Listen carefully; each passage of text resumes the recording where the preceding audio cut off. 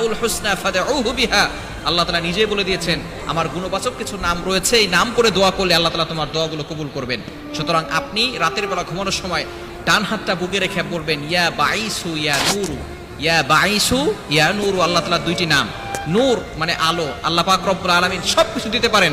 অন্ধকার থেকে আপনাকে বের করে আল্লাহ পাক রব্বুল আলামিন আপনাকে আলোর পথ দেখাতে পারেন। যে সময় জাহিলি যুগ ছিল, মানুষগুলো কত কঠিন পরিস্থিতির ভিতরে ছিল। একজন মা, একজন বোন, সে সঠিকভাবে রাস্তায় চলতে পারতো না। সে তার ইজ্জত নিয়ে একা একা গেলে মরুভূমির প্রান্তরে তার ইজ্জত নষ্ট করে দিত। মানুষ তার সন্তানকে নিয়ে বিক্রি করে দিত।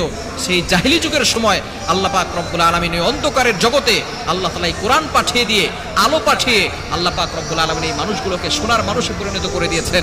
আল্লাহ তাআলা নিজে বলে দিয়েছেন সূরা ইব্রাহিমের, কিতাবুন আনজালনাহু ইলাইকা লিতুখরিজান নাস মিনাজ যুলুমাতি ইলান নূর। আল্লাহ তাআলা বলছেন এই কোরআন নাজিল হয়েছে কেন বলেন?